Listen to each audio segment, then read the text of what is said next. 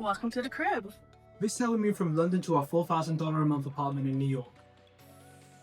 In this video, we're going to discuss why we chose this apartment, what the requirements were, and the moving process. We're then going to discuss why we moved from London to New York, and finally we're going to do a before and after of our apartment and the moving in process, and what we'd be doing differently if we could do this process all over again. So the requirements for getting this apartment were pretty simple. The main requirement being that you had to make 30 times the monthly rent of this apartment. So for example, if it was $4,000, then you would need to be making $120,000.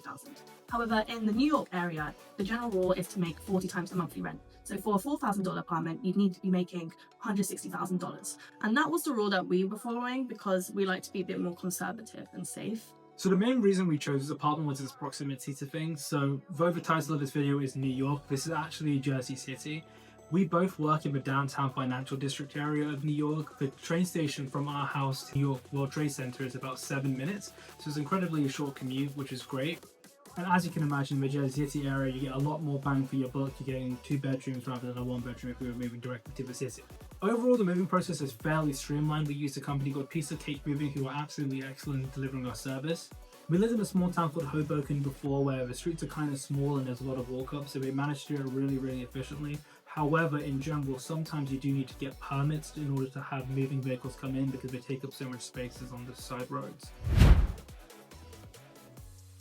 So for me, the biggest reason why I wanted to move to America was the pay.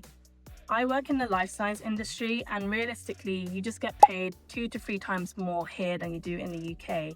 And as much as I have respect for the NHS, realistically, with the kind of lifestyle we wanted, along with having a house and having kids, you just can't do that in the UK.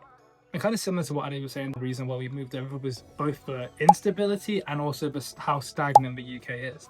Like, it's stagnant in the sense that it's just kind of boring. There hasn't been really much development. Wages haven't grown, salaries haven't grown, grad opportunities haven't grown. If anything, they're going down. But there was just so much instability, particularly when we left. That was the point when there was like 3-4 prime ministers in like 6 months. The pound was dropping. There was a lot going on at that point. Not to say that there isn't a lot going on in the US right now. It was just that there was so much going on at that point, and our opportunities to come over here happened, so we just took them. Welcome to the crib. This is our little hallway, which leads straight on into the kitchen. Please come in. We've got a nice gas oven, microwave oven, tap with spray. We've got a nice big old fridge and freezer, air fryer set up, and now come with me into the dining area. We've got this table of Target for a great deal, Amazon lamp, and then come through to the living area. We've got the great sofa from Walmart, side tables and TV stand from Amazon, nice big old TV, and a wonderful view. Now come with me, I'm going to take you to the guest bedroom / home office. This is not finished yet, but it will have a nice big old bed. And now we're going to go right through to the other side of the house. And take you to our bathroom, shower, same toilet, lots of storage, even more storage, and this even a nice big bedroom.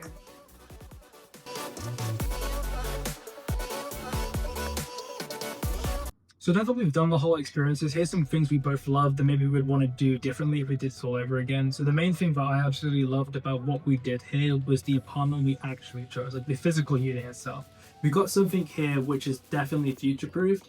Moving, no matter what country you're in, is always going to be stressful, but I think it's a little bit more stressful in the city just because of how expensive it is. There's a lot of things you have to consider, and I think that now that we've gone through this process again, I think I realized I really don't want to consistently keep doing this. So I'm really glad that we got a place where we can stay for a good few years. The main thing I loved about this whole experience and the area that we've picked to live is that we have gotten so lucky with the amenities that are around this area, such as access to gym, pool, beach, tennis courts, pickleball courts, being 5-minute walking distance from the station, which is also a 7-minute commute to work, which is amazing. And that's saving that extra like 15-20 minutes on your walk to work has been really helpful. Like when you've gone home after a long day, you don't need to like feel sweaty, and we can just get straight into our evening activities. So that's been really nice and a really nice change from where we used to live, which is a bit further from the station. We've also got great access to restaurants and shopping, like the mall and other little boutique cafes, and we're still really near the area we used to live in. So we'd like to go and visit there, and has great access to the city. And I'm just spiraling and rambling on now. Alright, we'll do them. I'm gonna put holy Japanese on them. So if we could do this all over again, the main thing I've learned to improve our experience is being a little bit more diligent on the financial aspect of moving.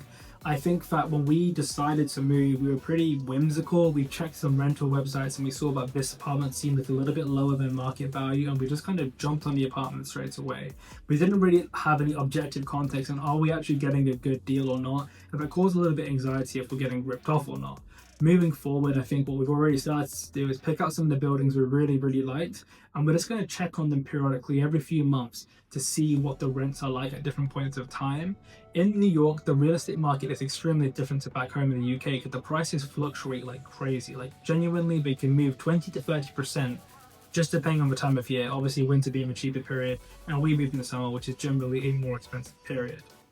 So following on from what Orm said, another financial aspect that we didn't really consider were all the soft costs that are involved in moving, such as paying application fees. Applications can range from $50 to $100 per person and per rental unit that you apply for. So sometimes you can be applying for multiple units in one building and you have to pay all of these costs, and they really add up, especially since the market is so hard. Since the market is really tough right now, you often miss out on apartments, and these costs really do add up.